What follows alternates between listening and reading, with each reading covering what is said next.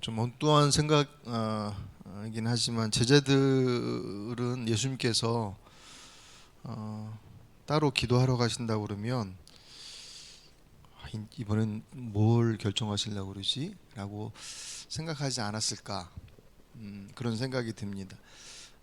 처음 사역을 시작하시기 전에 광야에서 40일 동안 금식하며 기도하시고, 그리고 누가의 표현으로는 예수님께서 제자들을 선택하시기 전날 밤을 새워 기도하시는, 그건 제자들이 못 봤으니까 몰랐겠지만 그 이후로 예수님께서 중요한 결정을 하시거나 어떤 전환이 되어지는 시점에는 늘 기도하시는 모습이 드러나고 있죠. 물론 예수님께서 중요한 일이 있을 때만 기도하신 것은 아닌 것은 성경에서 우리가 이미 확인을 했습니다. 이른 새벽에 기도하시기를 습관을 따라 하셨다라고 기록되어 있는 것을 봐서는 그냥 중요한 어느 때만이 아니라 자주 기도하셨던 것을 볼 수가 있어요. 단지 이제 누가복음서 그리고 사도행전을 기록했다고 알려진 누가는 예수님의 기도하시는 장면을 유독 이제 중요한 순간에 그렇게 부각시킴으로 인해서 그런 분명한 목적을 가지고 있는 것 같아요.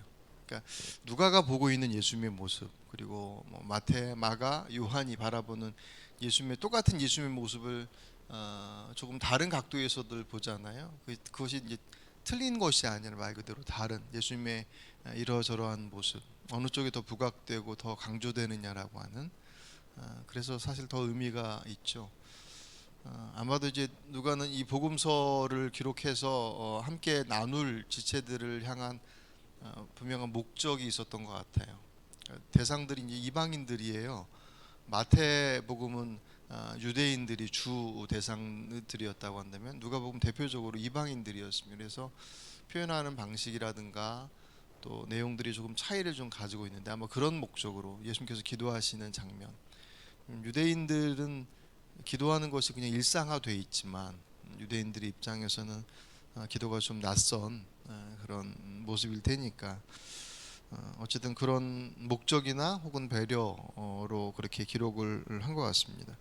그 덕에 이제 우리도 오늘 본문을 통해서 다시금 예수께서 기도하시는 장면으로 오늘 본문이 시작을 하죠. 예수께서 서로 따로 기도하실 때에 지난번에도 말씀드렸지만 어떻게 기도하셨는지, 뭘 기도하셨는지에 대해서는 궁금한 건 많지만 다 몰라도 예수님께서 기도하셨다라고 하는 것 그 자체만으로도 이미 충분한 의미를 가지고 있다고 거듭 말씀을 드리고 있습니다.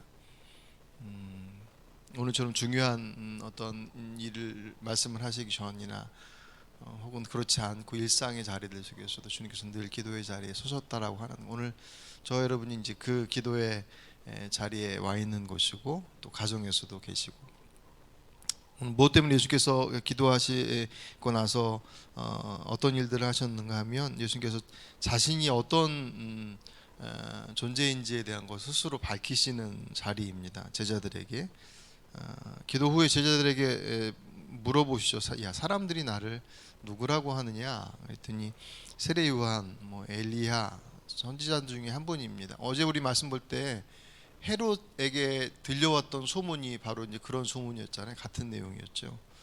아마 예수님의 모습을 통해서 그들이 본 것들을 그대로 전달하니 비슷한 내용이 들어갔겠죠. 그 말씀을 듣고 나서 예수님께서 제자들에게도 똑같은 질문합니다. 그럼 너희들은 어떻게 생각하느냐? 베드로가 하나님의 그리스도시니다. 좀 낯선 표현이죠. 우리가 알고 있는 익숙한 표현은 마태복음에 보시면 주는 그리스도시요 살아계신 하나님의 아들이십니다라고 하는 표현이 우리에게 익숙한 표현인데 표현상의 차이점은 있지만 내용은 같은 의미예요. 오늘 본문 하나님의 그리스도시니다라고 하는 내용 같은 내용입니다.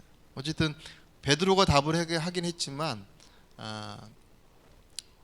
다른 제자들도 같은 고백이었죠. 그리고 그 고백을 가지고 있다라고 하는 것은 대단한 사실은 차이를 가지고 있습니다. 사람들이 말하는 것처럼 예수님의 모습에는 세례 요한 같은 모습도 보이고 또 엘리야 같은 기적도 행하시고 온갖 여러 가지 모습을 보이셨으니까 세례요한 같다라고 하는 것은 세례요한 여러분 성경 보시면 세례요한이 기적을 행한 것은 하나도 나오지 않아요.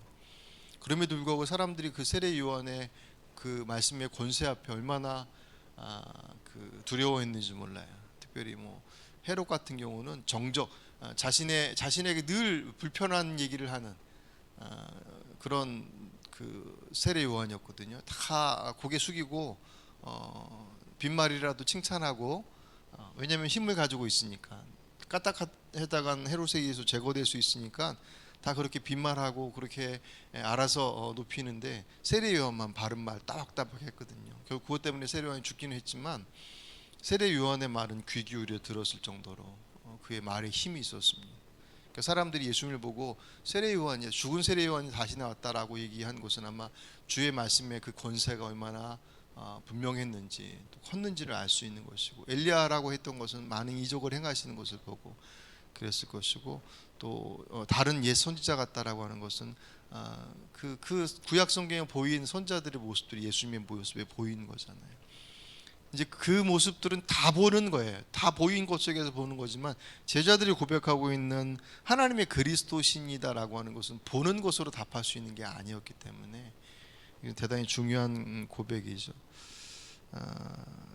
베드로의 고백처럼 예수님이 이 땅에 메시아로 구원자로 오신 앞에 행하신 여러 가지 말씀의 권위도 있고 기적도 행하시고 이기적도 행하시지만 주님의 목적은 그것을 행하시러 오시는 것이 아니라 구원자로 오셨다라고 하는 그것. 오늘 우리에게 있어서 예수님이 어떤 분이시냐라고 하는 것도 사실은 오늘 본문에 좀 어떤 대비를 좀 다르긴 하지만 우리에게 있어 예수는 어떤 분이시냐라고 하는 질문을 다시금 던져봐야만 합니다. 만약 내게 예수님이 그냥 세례 요한과 같이 꼭 그렇게 표현은 아니지만 그분께서 보여주신 어떤 이적과 기적과 그의 어떤 언변 또 뭐 그런 것들에 집중되어져 있다고 한다면 예수님의 모습의 본질을 보지 못하고 그 주변에 있는 것들만 보는 것에 불구하니까 그분은 우리에게 위대한 스승이나 선지자로서의 역할을 하러 오신 분이 아닙니다.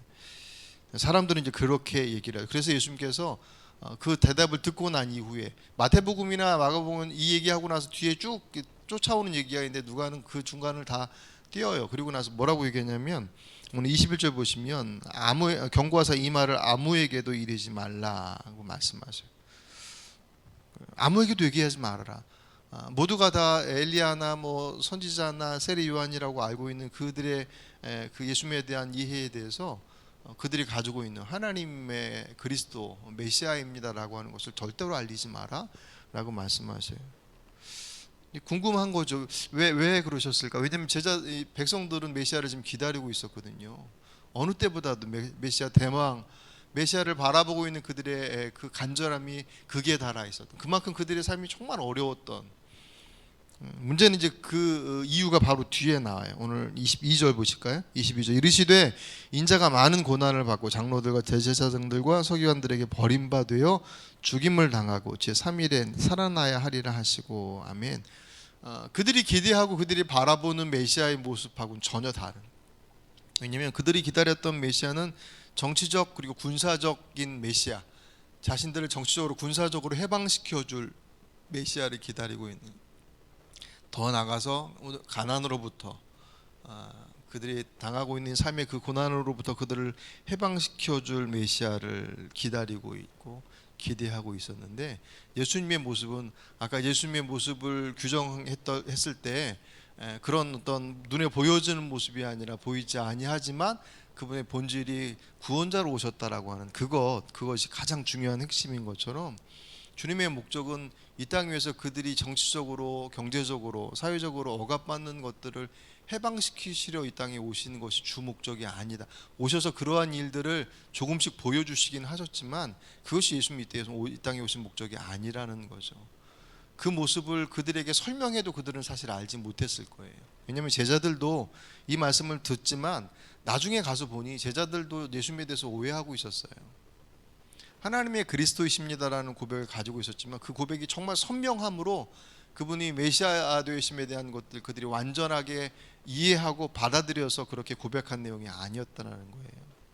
그런데도 예수님께서 야 진짜 잘했다 칭찬하시는 장면이 마태복음에 나오잖아요.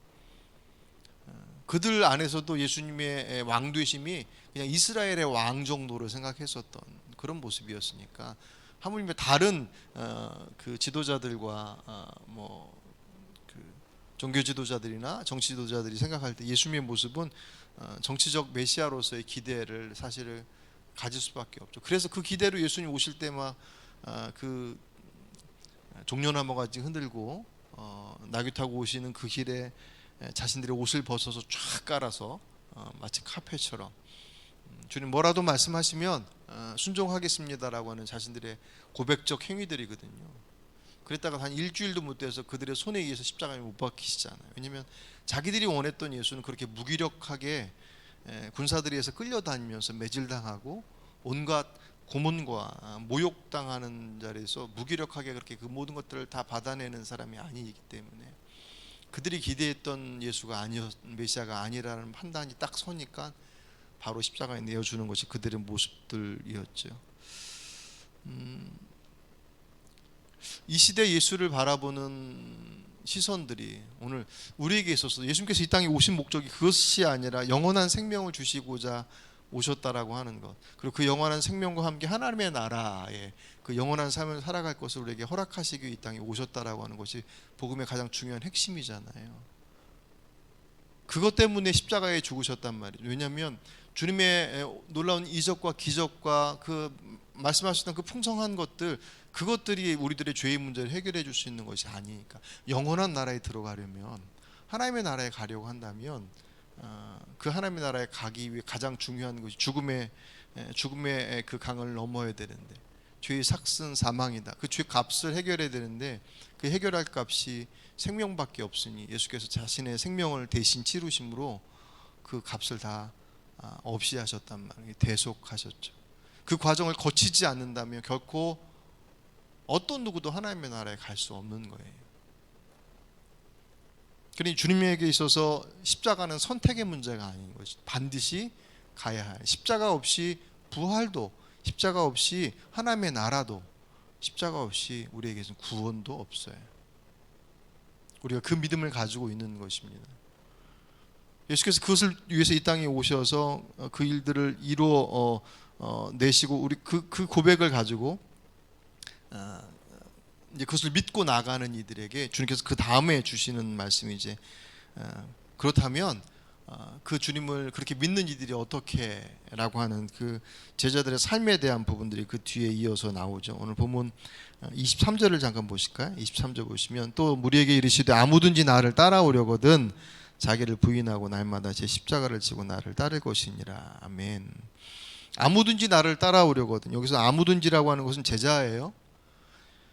예수님을 선지자라, 위대한 스승이나 혹은 위인으로 여기는 이들에게는 이 말씀이 적용되지 않아요. 해당되지 않아요.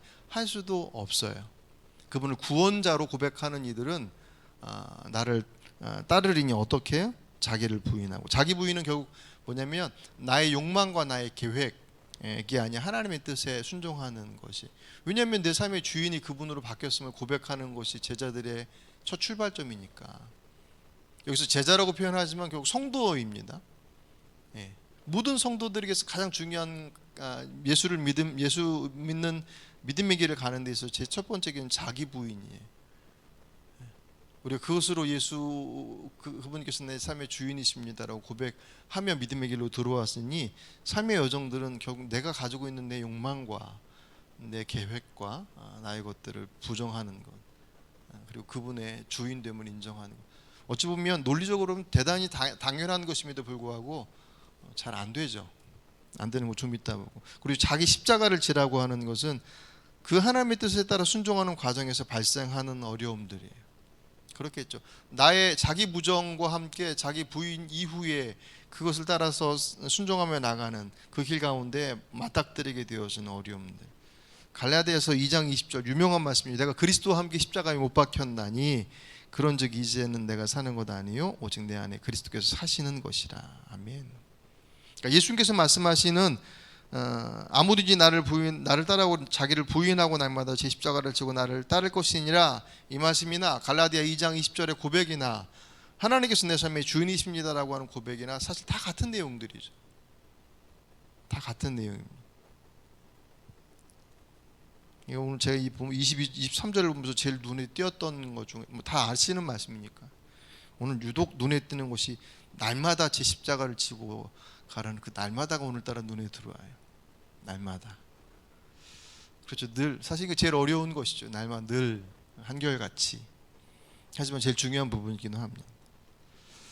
문제는 그거예요. 고백과 그런 삶이 중요하다는 걸 알아요. 정말 그 안으로 들어왔습니다. 그럼에도 불구하고 잘 안 되는 이유가 도대체 뭐냐 할 때 결국 그 고백이 거짓이 아니라 진심이라고 한다면 결국 우리들 안에 연약함들이 사실은 그 안에 고스란히 다 드러나는 거잖아요. 자기 부인. 여전히 내가 가지고 있는 그 고집들이 너무 강한 거예요. 고백이 가짜가 아니라 진심이고 정말 하나님께서 내 삶의 주인 되심을 고백하고 있음에 그렇게 살겠습니다라고 결단했는데도 불구하고 어느 순간 어느 시점에 되면 어느 부분에 있어서는 유독 내 고집이 자꾸 이렇게 머리를 들어요. 갈라디아 2장 20절은 십자가에 못 박혀 죽었다라고 선언하는데도 불구하고 여전히 살아서 움직이는 것처럼 우리가 그 풍성한 삶의 그 제자 훈련의 표현 방식으로 하면 내가 자꾸 주인 노릇하려고 하는 그 방식들, 그분의 주권을 자꾸 부정하는 것은 아니고 자꾸 밀어내고. 베드로가 예수님께 그런 말씀을 들었잖아요. 마음은 온유로되 육신이 약하구나. 예. 이게 뭐 단지 그냥 뭐라 그럴까요? 우리들이 하지 못함에 대한 것들을 주님 앞에 이렇게 아뢰기 위한 하나의 하소연의 대표적인 어떤 구절처럼 보여지긴 하지만 그게 사실 실질적인 모습이기도 하거든요. 이때의 모습은 정말 힘쓰리 잘 안 되는 때의 고백이지 해보지도 않고 마음은 온유로되 육신이 약합니다라고 하는 고백들이 얘기가 나와서는 안 되겠죠. 어쨌든 오늘 말씀 속에서 하나님께서 우리에게 이것을 요구하시는 것은 이것은 선택의 문제가 아니라는 거예요. 제자라면 하나님께서 우리의 삶을 구원하시고 내가 그분의 예수 그리스도의 십자가의 은혜로 구원받았고 그분께서 내 삶의 주유 되심을 고백하는 믿음의 사람이라고 한다면 자기를 부인하고 제 십자가를 지고 주님을 따라가는 것은 선택의 문제가 아니라는 거예요. 어렵다라는 거죠. 어렵죠.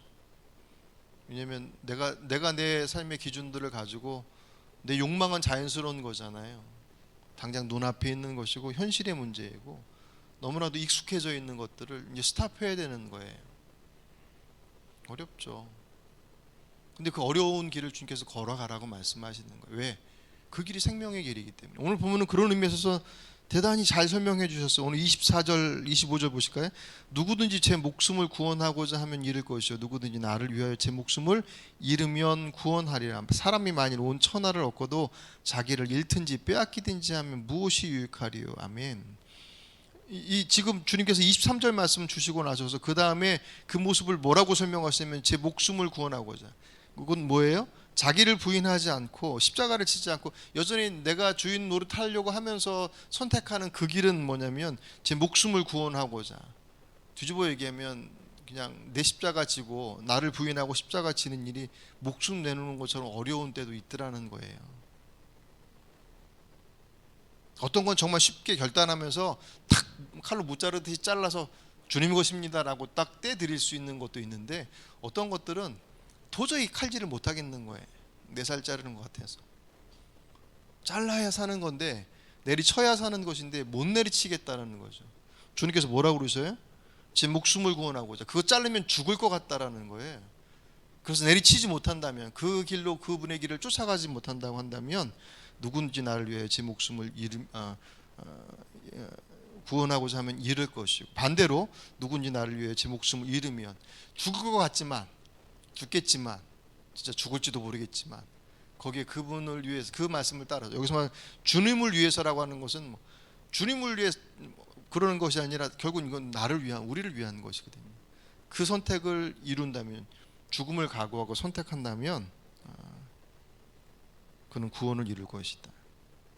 만일 천하를 얻고도 자기를 잃으면 무엇이 유익하리요? 아무 소용없지. 나 혼자 싸우는 것도 어려운데 세상이 거기를 더 거듭니다. 오늘 26절 누구든지 나와 내 말을 부끄러워하면 나와 내 말 예수님과 예수님의 말씀을 부끄러워한다. 이렇게 생각을 해봤어요. 예수님과 예수님의 말씀을 부끄러워할 이유가 뭐가 있을까? 아마 그런 거겠죠. 예수님의 말씀대로 살았는데 그것밖에 안 돼?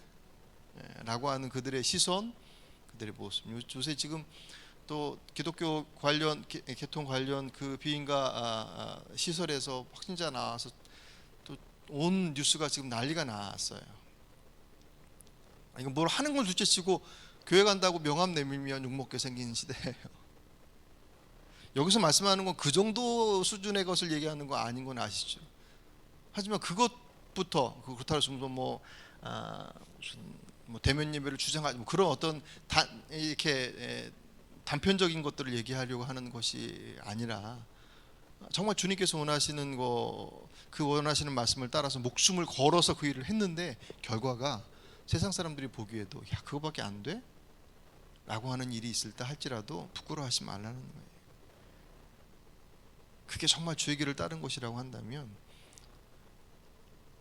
우리의 삶 속에서 하나님의 인도하심이 어찌 보면 이 말씀 주신 오늘 24절, 25절, 26절의 말씀 앞에서 우리가 제자로서 살아가는 그 길, 자기를 부인하고 자기 십자가를 지고 걸어가는 그 길이 이처럼 녹록하지 않은 것이 하지만 걸어가야 돼.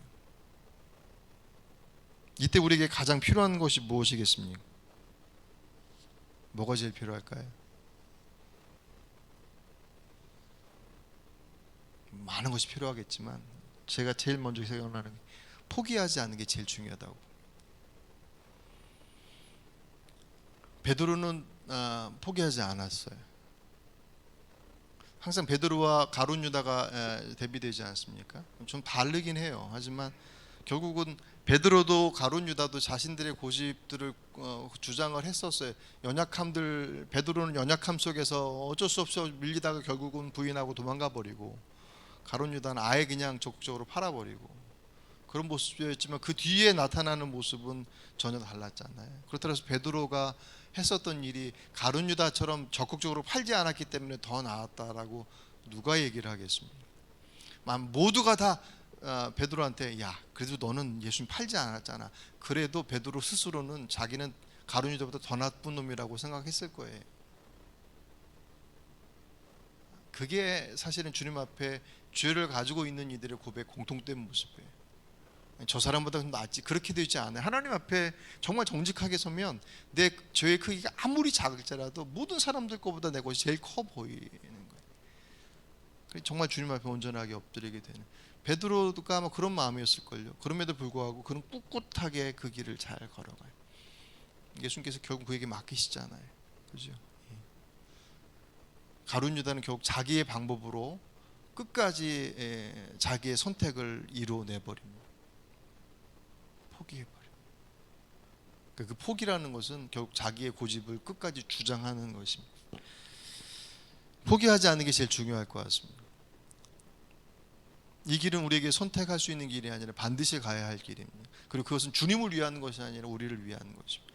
우리를 통해서 이 땅에 하나님의 구원의 일들이 더 풍성하게 이루어질 것이니 또한 우리를 위한 다른 이들을 위한 거룩한 일들이 될 것입니다. 말씀을 정리하면 오늘 제목을 소탐 되시려, 사실 이 제목으로는 표현하기 부족합니다. 작은 것, 내 눈앞에 보여진 그것, 때로는 그것이 불편함과 어려움과 조금 더 이렇게 하면 믿음의 길은 이 길인데 이 길로 선택하면 좀 더 나아져 라고 하는 그 정도의 모습들 앞에 주저함으로 인하여서 정말 우리에게 약속하신 그 하나님의 온전하심, 그것을 포기함으로 우리가 받게 될 여러 가지 어려움과 힘겨움이 혹 있다 할지라도 그것으로 인하여서 우리 안에 주실 하나님의 그 온전하심, 그것이 이 땅에서 이루어질 수도 있을 것이고 아니 이 땅을 넘어서 우리에게 주어질 수도 있습니다. 그건 잘 모르겠습니다. 하지만 분명한 것은 그분의 길을 따를 때 그분께 책임져 주신다라고 하는 것은 틀림없는 사실이니 오늘 이 말씀 앞에 여러분들 기도하시면서 혹시 오늘 24절부터 26절까지에 나오는 그 갈등들 속에서 혹시 여러분들 안에 주저하고 있는 것들이 있다고 한다면 주님 앞에 주님 용기를 더해 주십시오. 보혜사 성령은 도우시는 분이시니까 하려고 하는데 잘 안 될 때 주님 어떻게 해야 합니까? 라고 할 때 뒤에서 밀어주시는, 벼랑에서 미시는 분이 아니라 우리의 연약함을 아시고 구하는 기도 가운데 주께서 밀어주시고 함께 해주시는 보여서 성령의 도우심을 구하는 오늘 이 저녁이 되시고, 오늘 그 믿음의 선택을 통해서 하나님께 책임져 주신 복된 삶을 살아가시는 저 여러분의 삶이 되시길 주 이름으로 축복합니다.